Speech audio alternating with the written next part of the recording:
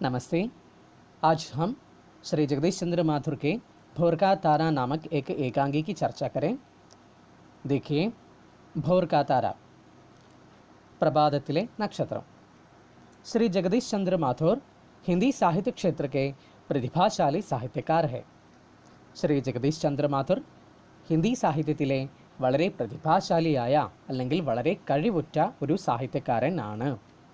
മാഥുർജി की लिखी हुई सभी रचनाएं अनुपम और अद्वितीय है.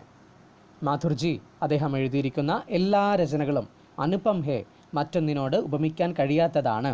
और अद्वितीय है, അതുല്യമാണ്. ഭോർ കാ താര ആപ്കാ ഏക് ശ്രേഷ്ഠ ഏകാംഗി ഹെ. ഭോർ കാ താര എന്ന് പറയുന്നത് അദ്ദേഹത്തിൻ്റെ ശ്രേഷ്ഠമായ ഒരു ഏകാംഗ നാടകമാണ്. गुप्तकालीन पृष्ठभूमि में लिखी गई इस सुंदर रचना में एक भावुक कवि की मानसिक भावनाओं का हृदयस्पर्शी चित्रण हम देख सकते हैं. അതായത് ഗുപ്ത കാലഘട്ടത്തിൻ്റെ പശ്ചാത്തലത്തിൽ എഴുതിയ ഈ മനോഹരമായ രചനയിൽ വൈകാരികത നിറഞ്ഞ കവിയുടെ മനസ്സിനുള്ളിലെ വികാരങ്ങളെയെല്ലാം നമ്മുടെ ഹൃദയത്തെ തൊടുന്ന രീതിയിലുള്ള ഒരു ചിത്രമാണ് അല്ലെങ്കിൽ ഒരു ദൃശ്യമാണ് ഇതിൽ നമുക്ക് കാണാൻ സാധിക്കുന്നത്. उज्जैनी का एक मामूली कवि शेखर सम्राट स्कंदगुप्त के मंत्री देवदत्त की बहन छाया से प्रेम करता है. ഉജ്ജയിനിയിലെ ഒരു സാധാരണ കവിയായ ശേഖർ സമ്രാട്ട് സ്കന്ദഗുപ്തൻ്റെ മന്ത്രിയായ ദേവദത്തിൻ്റെ സഹോദരി ഛായയെ പ്രേമിക്കുന്നുണ്ട്. ശേഖർ ജാൻതാ ഥാ കി ഛായ അമീർ ഘർ കി ബേട്ടി ഹെ. ശേഖറിന് അറിയാമായിരുന്നു ഛായ വലിയ വീട്ടിലെ കുട്ടിയാണ് എന്ന്.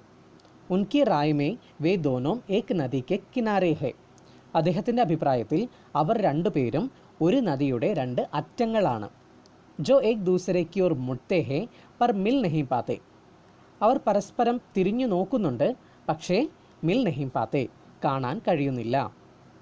ലേക്കിൻ ശേഖർ കെ മിത്ര മാധവനെ ഉസെ സംജായ. എന്നാൽ ശേഖറിൻ്റെ കൂട്ടുകാരനായിരുന്ന മാധവ് അവനെ പറഞ്ഞ് മനസ്സിലാക്കി കൊടുത്തു. कि जब नदी सूख जाएगी तब दोनों किनारे एक हो सकते हैं. എപ്പോഴാണോ നദി വരണ്ടു പോകുന്നത്, എപ്പോഴാണോ നദിയിൽ വെള്ളമെല്ലാം വറ്റി വരണ്ടു പോകുന്നത്, അപ്പോൾ രണ്ട് അറ്റങ്ങളും ഒന്നായി മാറും എന്ന്. അന്തമേ മാധവ് കി ബാത് സച്ച് ബൻ ഗയി. അവസാനം മാധവ് പറഞ്ഞ കാര്യങ്ങളെല്ലാം സത്യമായിട്ട് വന്നു. ഛായ ശേഖർ കി പത്നി ബൻ ഗയി. ഛായ ശേഖറിൻ്റെ ഭാര്യയായി മാറിക്കഴിഞ്ഞു. ശേഖർ തോ രാജ്കവി ബൻ ഗയ. ശേഖർ ആണെങ്കിൽ രാജകവിയുമായി മാറി. ഛായ കെ ഗീത് पर मुग्ध होकर सम्राट ने गीत के रचयिता को राजकवि बनाया. ഛായയുടെ പാട്ട് കേട്ട് മുഴുകിപ്പോയ സാമ്രാട്ട് രാജാവ് പാട്ട് എഴുതിയ ആളെ രാജകവിയാക്കി മാറ്റി. ഇസ് പ്രകാർ പ്രേം കി ജീത് ഹുയി. ഇങ്ങനെ അവരുടെ സ്നേഹം വിജയിച്ചു. ശേഖർ के जीवन में केवल दो ही साधनाएं थी, छाया का प्यार और कविता. ശേഖറിൻ്റെ ജീവിതത്തിൽ കേവലം രണ്ട് ആരാധനകൾ മാത്രമേ ഉണ്ടായിരുന്നുള്ളൂ. ഒന്ന് ഛായ കാ പ്യാർ, ഛായയോടുള്ള സ്നേഹവും, മറ്റൊന്ന് കവിതയും. ശേഖർ കാ കവി ഹൃദയ പ്രേം സെ പ്രേരണ പാക്കർ ആകെ ബഡ്നെ ലഗ. ശേഖറിൻ്റെ കവിഹൃദയം സ്നേഹത്തിൻ്റെ പ്രേരണയാൽ മുന്നോട്ട് വളർന്നു തുടങ്ങി. ഫൽസ്വരൂപ് ഭോർ കാ താര നാമക് മഹാകാവ്യ കി രചന ഹുയി. അതിൻ്റെ ഫലമായിട്ടാണ് ഭോർ കാ താര എന്ന മഹാകാവ്യം അദ്ദേഹം എഴുതിയത്. ഛായ കെ ഭായി ദേവദത്ത് വിരോധി വീരഭദ്ര കോ ദബാനെ കെ ലിയെ തക്ഷശില പഹുഞ്ച് ഗയെ. ഛായയുടെ സഹോദരനായ ദേവദത്ത് തൻ്റെ ശത്രുവായ വീരഭദ്രനെ കീഴടക്കാൻ വേണ്ടി തക്ഷശിലയിലെത്തി.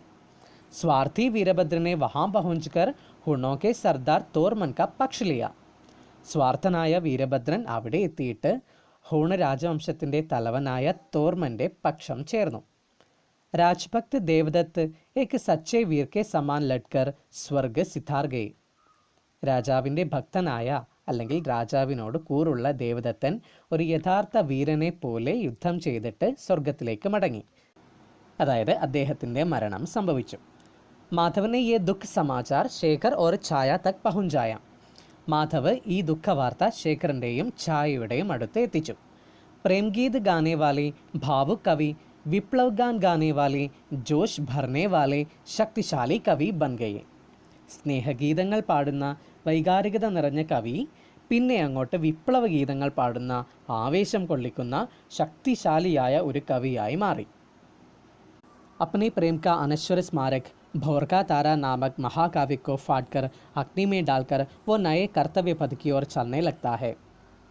ശേഖർ തൻ്റെ പ്രേമത്തിൻ്റെ അനശ്വര സ്മാരകമായ, ഒരിക്കലും മരിക്കാത്ത സ്മാരകമായ ഭോർക്കാ താര എന്ന മഹാകാവ്യത്തിനെ വലിച്ചുകയറി അഗ്നിയിലിട്ടിട്ട് അദ്ദേഹം പുതിയ കർത്തവ്യത്തിൻ്റെ വഴിക്കു നേരെ നടക്കാൻ തുടങ്ങുകയാണ്. ഉസ് മഹാൻ യാത്രാമേ അപ്നെ ജീവൻ കാ സ്വരൂപ് പത്നി കോ ഭി വ ചോട് ദേതാ ഹെ. ആ മഹായാത്രയിൽ തൻ്റെ ജീവിതത്തിൻ്റെ രൂപമായ ഭാര്യയെയും അദ്ദേഹം ഉപേക്ഷിക്കുകയാണ്.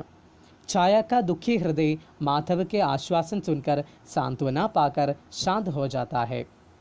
ഛായയുടെ ദുഃഖം നിറഞ്ഞ ഹൃദയം മാധവ് തൻ്റെ ആശ്വാസം നിറഞ്ഞ വാക്കുകൾ കേട്ടിട്ടും സാന്ത്വന പാക്കർ മത്ലബ് അദ്ദേഹത്തിൻ്റെ സമാധാനിപ്പിക്കലിലും ശാന്തമാവുകയാണ്.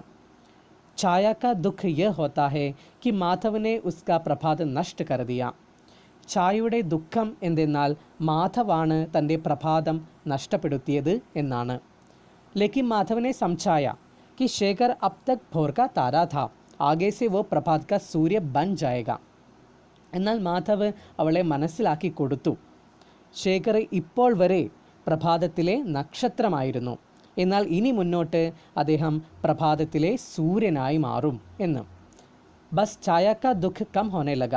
പിന്നെ ഛായയുടെ ദുഃഖം കുറയാൻ തുടങ്ങി. क्योंकि वो राजस्नेही महिला जानती है कि भोर के तारे से प्रभात का सूर्य बनने की प्रक्रिया की ज़रूरत है. എന്തെന്നാൽ നാടിനെ സ്നേഹിക്കുന്ന ഒരു വനിത എന്ന നിലയിൽ അവൾക്കറിയാം പ്രഭാതത്തിലെ നക്ഷത്രങ്ങൾ പ്രഭാതത്തിലെ സൂര്യനെ ഉണ്ടാക്കുന്നതിൽ തീർത്തും ആവശ്യമാണ് എന്ന്. एकांकीकार इस एकांकी के द्वारा हमें ये सिखाते हैं कि हर एक व्यक्ति समान रूप से राष्ट्र की रक्षा के लिए उत्तरदायी है.